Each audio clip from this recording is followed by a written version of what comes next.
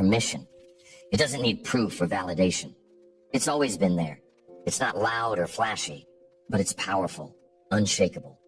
A quiet burn, a deep pull. That thing inside you, that's your fire. Not everyone recognizes it. Some people never feel it at all because they've buried it. Life layered over it. Fear smothered it. Routine dulled it. But that fire, if you're honest, has never really gone out. There were times it flared. You felt it when you believed in something. When you pushed harder than you thought you could. When something moved you so deeply you couldn't explain it. When your heart beat faster. Not from fear, but from clarity. From alignment. From purpose.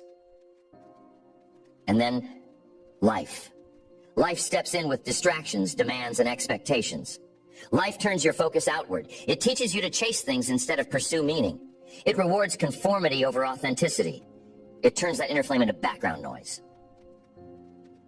But you don't have to live like that. You were not built for a quiet life. You were not built to drift. You were not built to run on fumes. You were built to burn.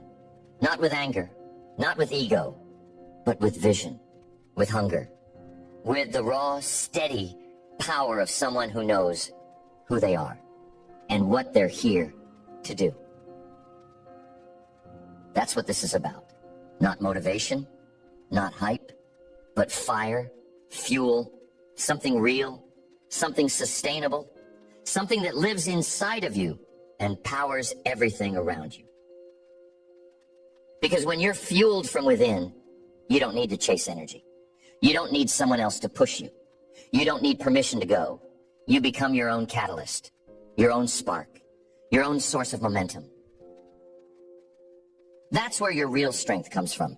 Not from being perfect, not from doing what everyone else does, but from waking up each day and choosing to live aligned with your values, with your purpose, with your standard. And here's the truth that most people avoid. If your fire is low, it's not because the world is dark. It's because you stop feeding it. You let distractions steal your focus. You let failure convince you to pull back. You let comfort become your cage. But fire doesn't grow on its own. It needs oxygen. It needs friction. It needs intention. You have to make the choice to return to yourself, to take responsibility for your fuel, and to stop waiting for someone else to give you permission to ignite. You don't find your fire in a perfect plan. You don't find it in a job title, a paycheck, or a milestone. You find it in the fight, in the silence, in the stillness, in the moments where you ask yourself, what am I doing? Why am I doing it? Who do I want to become? And the answers, when they come, aren't always comfortable. They ask you to let go of things you've outgrown. They ask you to disappoint people who've come to expect you to play small. They ask you to change your rhythm, your circle, your pace. But they also unlock everything. Energy, passion, purpose.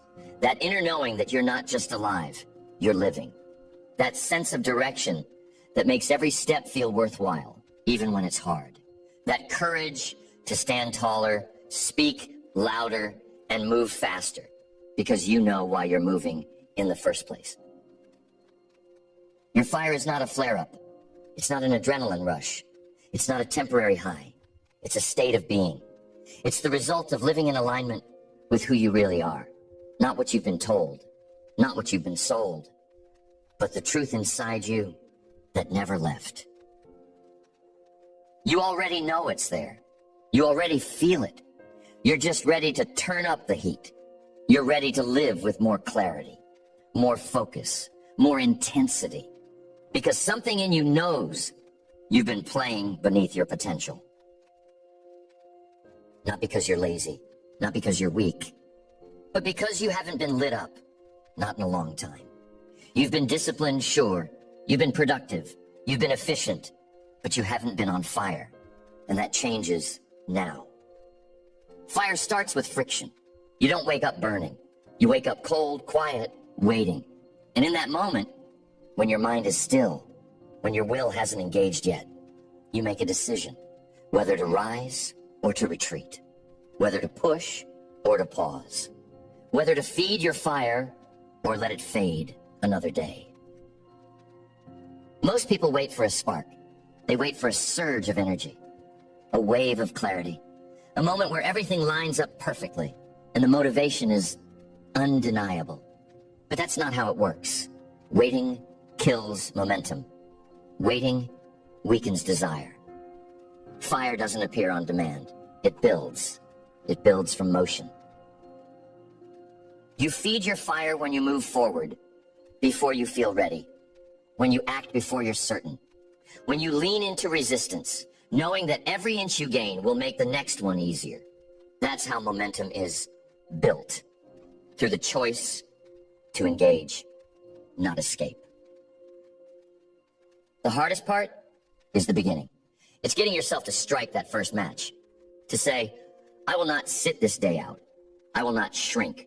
I will not coast. I will move with intent, even if it's messy, even if it's slow, even if no one sees it but me. You cannot burn without friction. You cannot grow without pressure. And you cannot lead if you are unwilling to challenge your current pace. Fire isn't found in convenience. It lives in commitment. It lives in discomfort. It lives where most people refuse to go. That's why the fire inside you is so powerful. Because it doesn't need to be seen to be real. It doesn't need validation. It needs fuel. It needs daily decisions that reflect your hunger, not your hesitation. Daily actions that say, I am not living this day passively. I am choosing to bring heat. But heat takes effort. It's not effortless. And the longer you avoid the hard stuff, the conversations, the repetitions, the reflection, the failure, the colder your life becomes. You stop radiating. You start surviving. And the longer you stay cold, the more foreign the fire feels. It doesn't have to be that way. You can reignite what you thought was gone. You can wake up that version of you who used to chase things relentlessly. The part of you that didn't need an audience, a platform, or a prize to go all in. The part that just loved the pursuit, the challenge, the feeling of becoming. To do that, you have to move first. You have to strike your own match. You have to build your own rhythm. You can't wait to feel like it. You can't wait for the world to give you a green light. You create your own signal. You build your own fire. You start with what's in front of you. One task, one habit, one decision. You don't try to leap into greatness. You walk into it one committed step at a time. You stack those steps. You build consistency. And in doing so, you begin to burn again. And yes, some days it's harder than others. Some days, the world will feel heavy. You'll wake up tired, defeated before the day begins. And it's in those moments that your fire matters most. Because fire isn't about being unstoppable. It's about being unwilling to stay stuck. Fuel comes from movement, from decisions made with intention, from refusing to let your emotions dictate your effort. Fire doesn't need perfection. It needs presence. The willingness to show up when it's difficult. The courage to keep moving when no one's clapping. And eventually, that fire grows. Slowly at first. A flicker. A spark. But when you stay with it, when you feed it with discipline, with belief, with action, it becomes undeniable. You start carrying your own heat. You stop waiting to be lit up. You start lighting others. This is the moment where things begin to shift. When your momentum builds. When your internal drive begins to overpower your doubts. When you stop asking, can I do this? And start asking, how far can I go if I don't stop? You start operating from a different place. You stop choosing comfort. You stop needing approval. You stop measuring your worth by the pace of others. And you start leading, not in title, in example. You start keeping your word. You start showing up early. You start staying a little longer. You start doing the hard thing first. You stop looking for shortcuts. Because when your fire is fueled, you don't need shortcuts. You want the whole climb. You want every step. Because every step makes you stronger. Every repetition makes you sharper. Every setback teaches you something. You stop avoiding struggle. You welcome it. Not because it's easy, but because it's part of the path. You're not chasing comfort anymore. You're chasing growth.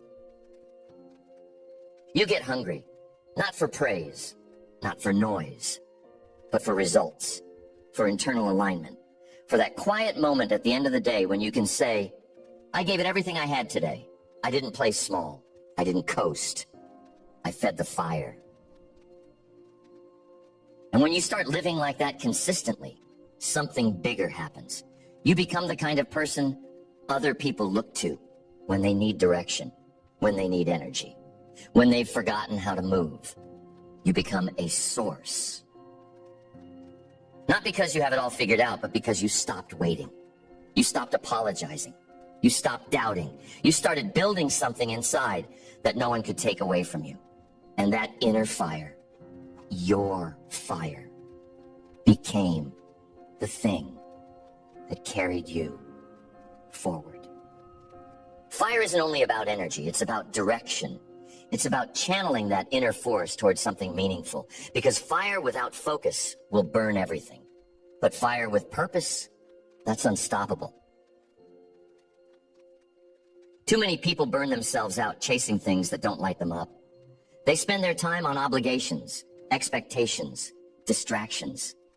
They pour their energy into outcomes that never fulfill them, chasing rewards that don't align with who they really are. And eventually, they lose the fire. Not because it died, but because it was misused. That's why alignment matters. Not just effort, not just hustle, not just productivity, but alignment. You can be disciplined and still be empty. You can be consistent and still be off course. Because fire without direction is just smoke. So you stop and you ask, what am I actually building? Not what am I checking off? Not what am I getting done? But what am I becoming? Where is my fire actually taking me? And this is the moment most people avoid. The moment where they realize they've been working hard but drifting. Moving fast but going nowhere. And if you're honest, you've felt that before. That gnawing sense that even when everything looks okay on the outside, inside, something is off. That misalignment, that's your fire talking. That's your inner self letting you know you're not living at full voltage. That's your intuition pointing you back to purpose. Because fire without purpose feels like burnout. Fire with purpose feels like passion. So how do you reconnect with that purpose? You go inward. You shut out the noise. You stop performing for the world long enough to hear your own voice. And when it comes through, it won't be polished. It won't be clear. But it'll be honest. It'll be real. You'll hear it say, I miss the way we used to create. Or, we used to dream bigger than this. Or, you were never meant to play this small. And if you don't ignore it, if you actually listen, it will point you back toward what fuels you, not what impresses others, not what earns applause, but what lights you up from the inside out. Purpose isn't always a grand mission. It doesn't have to be some huge public thing. Sometimes it's private, personal, quiet. It's the reason you get up early. It's the reason you fight through the tough days. It's the reminder that your life isn't random. It's building towards something. And once you know what that something is, you stop wasting fuel. You stop spending energy on things that don't fit. You say no faster. You walk away sooner. You choose your commitments with more intention. Because your fire matters. And you're not going to waste it chasing someone else's dream. You start building your life around that purpose. You structure your time differently. You treat your energy like a sacred resource. You stop leaking it to gossip, comparison, worry. You bring it back to the center. You bring it back to the work. And here's where it gets powerful. Once you're aligned, you stop needing external motivation. You're no longer chasing fire.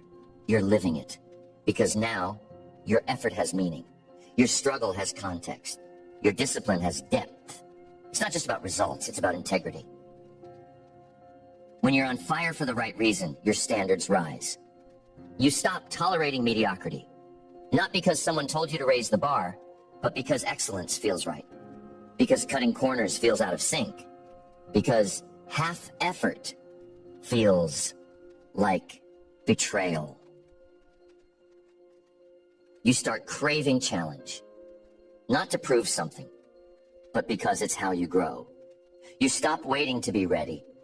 You stop obsessing over what people think. You stop asking for directions from people who've never been where you're going. You move with conviction. And it changes the way you see yourself. You stop looking for confidence. You start embodying it. Not arrogance, not noise, quiet certainty. That deep inner knowing, I can handle it. I can figure it out. I can keep going. That kind of belief doesn't come from words. It comes from the fire. It comes from facing hard things and doing them anyway.